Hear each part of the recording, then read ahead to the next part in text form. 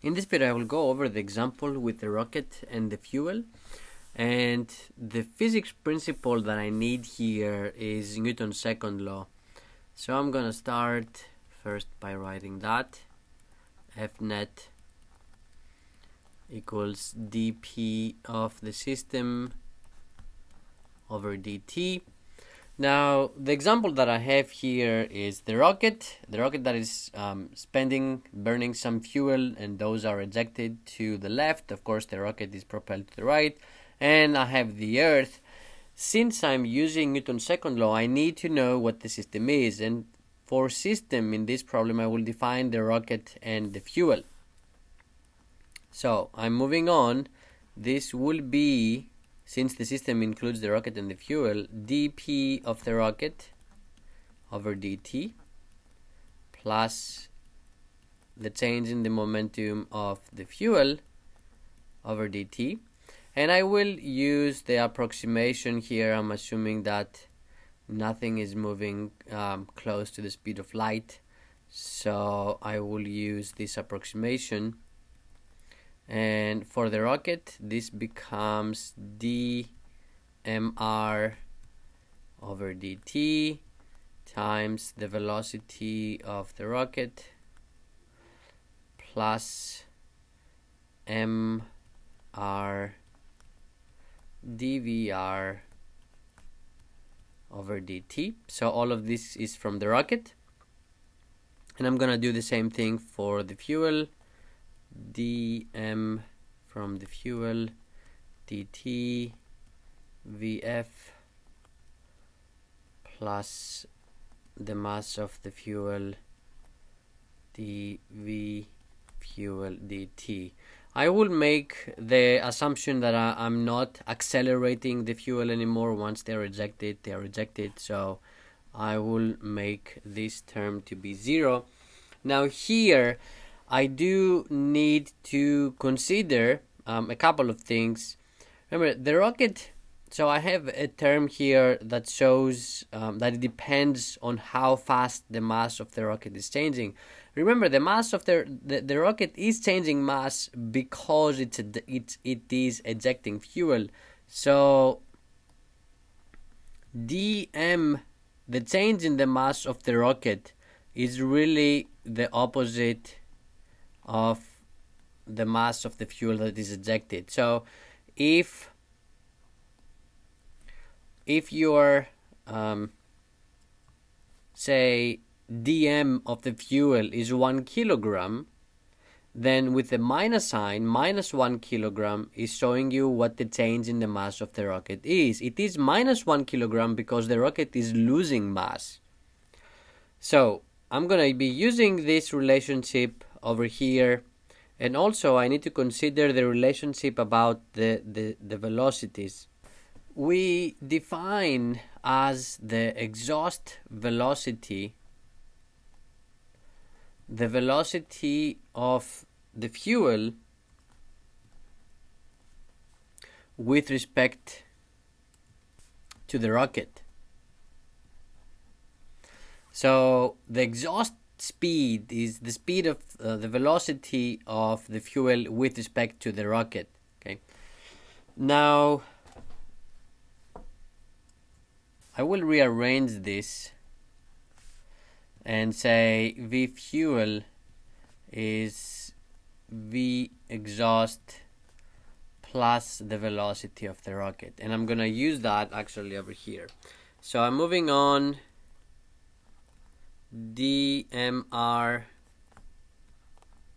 dt, the velocity of the rocket plus the mass of the rocket dvr dt. Remember, I said that the dm of the fuel is opposite to dm of the rocket, so I can use that here, minus dm rocket dt. And where I have v fuel, I'm gonna use what I got from v exhaust plus v of the rocket.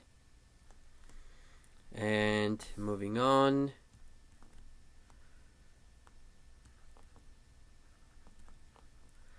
I have the same two terms, VR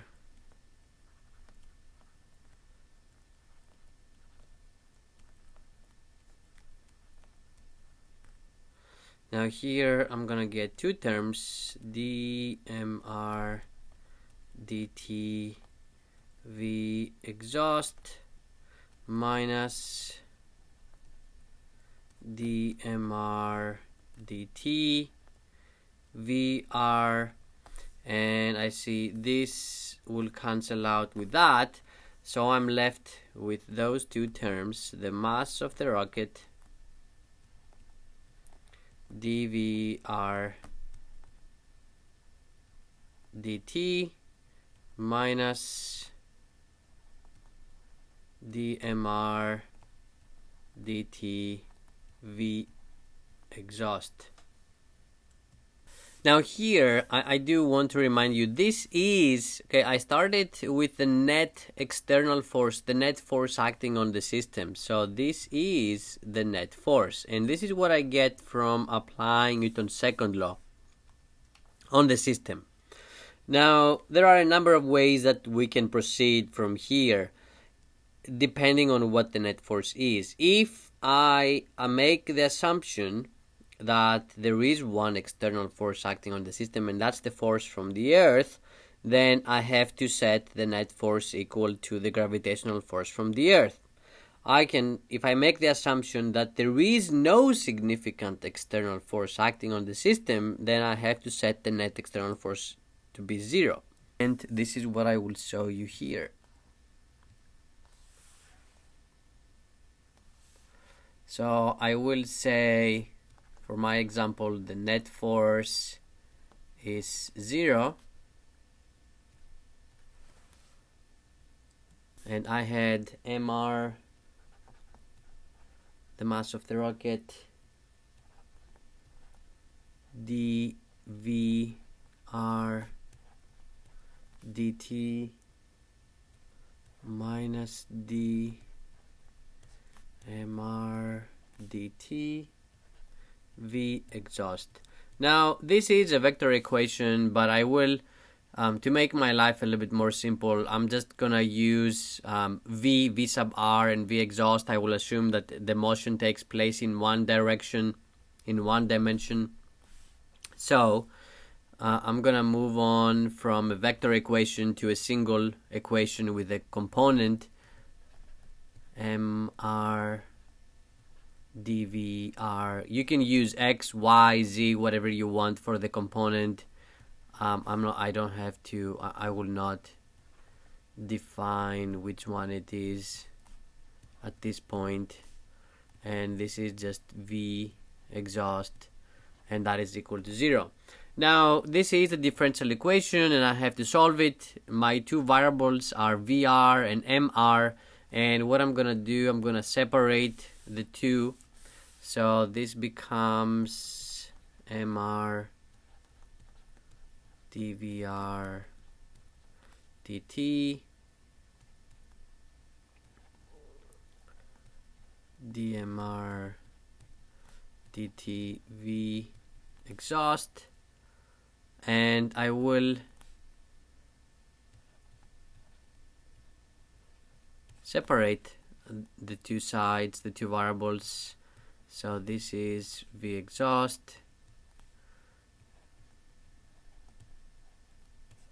dmr over mr. Remember, R stands for rocket. Now pay attention here. V exhaust, the variable that I have, the velocity of the rocket, does not depend on the exhaust velocity. So when I do the integration, let's use, by the way, let me do, so I have space to write. So when I do this integration from VR initial to VR final, when I do this integration from the mass of the rocket initial to the mass of the rocket final, Now this integration, I can take v exhaust out since it's a constant for the integration on the left side. This will give me simply 1 over v exhaust. It is VR final minus VR initial. I can just say the change in the velocity of the rocket. And here I have the natural log of the mass of the rocket.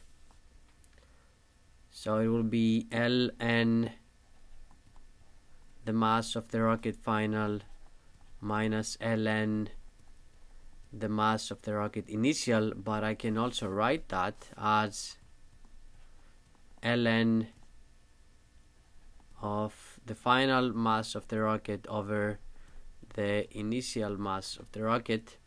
And now I can rearrange that. The mass of the rocket final over the mass of the rocket initial. I can get rid of the natural log by using the exponent, or actually I'm not gonna solve, I don't need to find this.